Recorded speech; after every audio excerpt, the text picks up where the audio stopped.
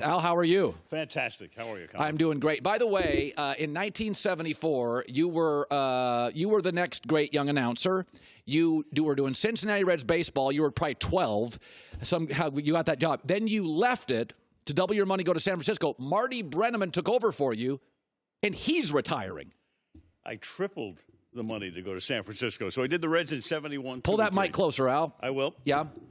I tripled the salary to go to San Francisco. So I left one of the great baseball teams in history. Rose, Bench, Morgan, Perez, Sparky Anderson, Ken Griffey Sr. coming up as a kid. I lived in Grayland, Washington. That was my favorite team. They were fantastic. They had like Hall of Famers everywhere. I'm there 3 years. Went to the World Series in 72, the playoffs in 73, upset by the Mets and the Pete Rose, Bud Harrelson fracas. And then, so I leave, and I leave Marty with this great team, and I go to this moribund franchise. They were horrible. But they were terrible. And then Marty's doing the World Series in 75 and 76. So I was there 3. Marty's there 15 times as long as I was. And, you know, God bless him. The guy did a tremendous job through the years. You know as well as anybody, there's a connection between the audience and the announcer. You take Vince Scully. In Los Angeles. The top of the top. 67 years. So you go through every generation. I mean, Vinny, the father, the son, the grandfather, the grandson. Marty, pretty much the same thing in Cincinnati. Yeah. He's been, they had some great teams. They had some bad teams over a 46-year period. But Jack Buck and Marty Brennaman and Ernie Harwell have been the summer voices for 50 years. Right. They were 50 years. Jack Buck, Joe's dad. Right. Ernie in Detroit was a legend. And sure. There you go. So now I got to ask you, Al, I have been Sunday night was just terrific. And I've been marginally critical of Baker Mayfield. Right. But I can't blame him for all the issues. But when you went to Cleveland, and Al Michaels and Chris Collinsworth don't do Cleveland much. Give me the environment. Give me the moment. Your takeaway now the game's over. Tell the audience what that – because Cleveland doesn't host Sunday night football games. Only every 11 years. I mean, the last time we were there was 2008. It was a Pittsburgh-Cleveland game.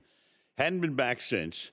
I mean, over that period of time, how many Patriot games have we done? Like 30. So the town was crazy because – first of all, the expectations, as you know, in Cleveland were so high, so gigantically high. And then you start out, and, of course, they laid an egg on opening day in the fourth quarter against Tennessee, came back, beat the undermanned Jets. So everybody's pretty stoked. But I will say this. I mean, their defense did a fantastic job the other night. Chris and I, Collinsworth and I, were talking about the fact we had never, ever done a game where the entire secondary was inactive. They were all hurt. Yes. Every one of them. You look at the flip card, the top 4 guys inactive that night. And they're calling up guys from the practice squad and getting guys from the Raiders and who got an interception the other night. So they did, I think Steve Wilkes did a really good job, the defensive coordinator, in keeping the Rams as close as he did. I liked Mayfield a lot. We had not met him. We didn't know what to expect. What did you get? I liked him a lot. Really sharp, clear-eyed, focused. I think he's a guy. He's got a great future, but he sees a lot of things. He's really, really bright and fun too. And he has a good sense of humor. We laugh with these guys, and it was great. And we're able to get him going. And same thing with Freddie Kitchens. We never, the great thing about doing a game like that is we know the Patriots, we know the Cowboys, we know the Packers inside out, all the guys. We didn't know any of these people. So we knew Beckham because we'd had Beckham for a number of years in New York. But it was fun to be with him. And I'll tell you what, we had Myles Garrett in the meeting, too. Boy, he's a player. I know, but what's amazing to me, Colin, is this is a guy leading the league in penalties. People are thinking, come on, putting his body on top of Simeon in New York, and, Simeon's gone for the season. Comes in very reflective, very quiet, very intelligent. Yeah. Not at all what we expected. So it's great fun to do teams that we haven't done in a long time. Now, you do now. This week is fantastic. Yeah. The Saints' defense is real. Teddy Bridgewater's he's 13-6 in his last 19 starts, and his Cowboys. So when you sit down, I tend to think you sit down with quarterbacks, and you're probably sitting down with Dak, and Jerry sneaks into the room and just wants to talk to you. What is your relationship with Jerry? Because you've done so many Cowboy games, and, Jerry's a businessman, and you've always had, the Cronkies and the Jerrys, that you know those guys, and you've been around. You've both been doing this league forever. Yeah. Well, it's fun. This is the older Jerry. These are the twilight year Jerry. Has he changed from 15 years ago? Not a lot, and he's one of my favorite people, and I have just the utmost admiration, because here's a guy who had a vision, and I met him 30 years ago. I met him at an owners meeting in 1989. He had just bought the team. He's taking all this heat in Dallas because he's fired Tom Landry. Yes, I remember that. He brought in Jimmy Johnson, and I went up and introduced myself at the Palm Desert or Palm Springs Marriott, and I said, "Hey, by the way," I said, "I've been going to Dallas for a few years now on Monday night, and all they do is write about it's time for Landry to go. It's time for, hey, send him off into the sunset. You did it, and now you're getting all this heat." And then with Jerry, all the years we've known him, he had he had us to dinner at his house a couple of times. He had the model of the stadium that he wanted to build. And back in the 90s, and he wanted to build it in downtown Dallas. Couldn't get that done. Obviously, gets it done in Arlington. And to me, I mean, that stadium is now 10 years old. It was opened in 2009. Colin, it's as beautiful as it was on opening day. I think it's the model. I mean, the stadium that's going to come up here in Los Angeles will probably be the all-timer that Stan Kroenke is building. But the thing with Jerry only does things first class. There's no the practice facility first class. The star is off the charts. Everything he does. The maintenance in AT&T Stadium is phenomenal. You go to a stadium that's 10 or 15 years old, and boy, all of a sudden, you get a dumpster smell in the bowels of the stadium. This thing is like pristine. It's beautiful. And I have tremendous respect for him.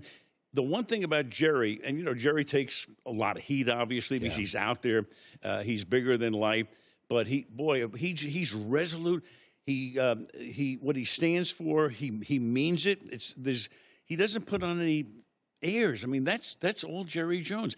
And if I'm a fan of a team, I want an owner like that. He lives and dies with wins. And of course, he had tremendous success early on. He wins the three Super Bowls in 4 years. Now it's been a long drought in regard to that. But boy, I've never seen an owner live or die more than Jerry does with his team. You and Chris do a tremendous job. You've done a lot of Patriot games. Last year, there was, I wouldn't call it conflict, but Tom, for the first time, was, with his documentary, voicing some concerns. I wish it could be a little more fun. Belichick, I've heard behind the scenes he's a riot. But when you sit down with Belichick and Brady, are you surprised with Belichick's curtness and Tom's sort of optimism that it has worked 19 years? Well, not really, only because, they're both really smart. They're both driven. They're different people, obviously. I would go back with Bill to when I started Monday Night Football. And he's the defensive coordinator for the New York Giants. So probably been in 100 meetings with him. Wow. Oh, yeah. Really? Well, you go back all the years we did the Giants, and then we even had some Browns games when he was there, and now we do. How much will he give you? He gives you, it depends on the day, but he gives us what we need. The one thing about Bill is he'll be straightforward with you. You ask him the right questions, he'll give you the right answer. He also loves history. Yes. We got him going. We did the opening game against Pittsburgh a couple of Sundays ago. We got him going on the replacement players in 1987. Yeah. He was on Parcells' staff, and how much Parcells hated that. And Belichick said he's out there. He's going out to Long Island to try to find guys in playing on the street or in parks and everything. And he's bringing them in, and we even told the story on the air. So Bill's the defensive coordinator, and it's a situation where the opposing team, it's a Monday night game actually against San Francisco in the Meadowlands, and he's yelling out to the defensive end who's all tensed up and everything, and there's a 3rd and 29, whatever it is, and he goes, hey, loosen up. And the guy looks over at Bill like, what do you mean? And Belichick goes, loosen up. And the guy starts doing jumping jacks before the snap. So you get Belichick going on stuff like that. It's a lot of fun. It's great. Here's the thing.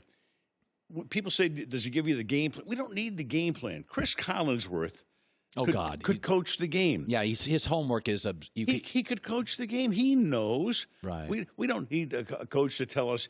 You can figure it out, and they're adjusting as well. And Chris adjusts as well. He sees everything. It's fantastic. I mean, once in a while, a coach will tell us, I'm going to throw the bomb on the first play of the game. Mike Shanahan was great. Shanahan said, the opening play is going to be. He would tell you 60. Yeah, Elway. He's got Elway, so the opening play is going to be 60 yards down the field to, Mark Jackson or Ricky Nattiel or somebody. He would say the opening play. Right. And after that, you can figure it out. You've done, as I told the audience before you came on, I heard you first as a young kid. You were a young broadcaster doing Niner games. I was in Westport, Grayland, Washington, on the roof of my house with an AM radio. The Mariners weren't really much of a team yet, and they were on a Seattle station, and my town didn't get it. So I heard you on a San Francisco stick. I think it was probably KNBR at the time. Was it? During those years, it was KSFO. Okay, 570 on the dial, San Francisco. So I heard a young Al Michaels. You're very similar. Your voice is more. It's deeper now, obviously. Sure. And there's obviously the Miracle on Ice, which we've discussed. That's probably the greatest call in American sports history.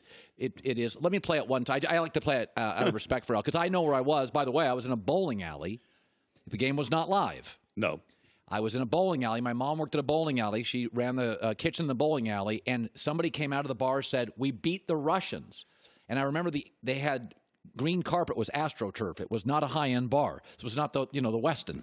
And so I remember going home, and my mom let me stay up. So it's the greatest. They've made movies about it, documentaries. By the way, the Russian documentary is unbelievable. Fabulous. To me, the greatest call, and even to this day, the greatest moment. So take that out. Is there another big event that doesn't get the publicity that you felt that it had? It really will go down for you as the second moment that you really remember. I've got like 2 A, B, and C, Colin. I mean, the last 4 Super Bowls we've done on NBC have all gone down to the last 30 seconds. That's because the Patriots are all. 3. They've been in 3 of them. But the one before that was Arizona-Pittsburgh. Best. I love that game. Incredible Super Bowl. Love that game. I mean, Arizona, what are they doing here? They fall behind. They come from behind. Larry Fitzgerald catches a pass. Arizona has the lead, 2.5 minutes to go. And then Roethlisberger leads them down the field.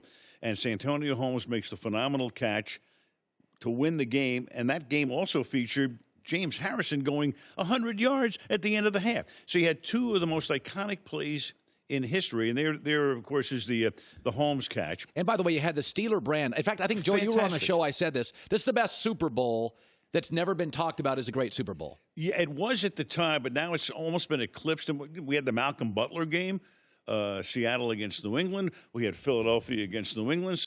Hi, everybody. Thanks for watching. Subscribe here to get the latest from the show. Also, be sure to check out more of the best clips from The Herd, or go watch a few segments from other shows on FS1.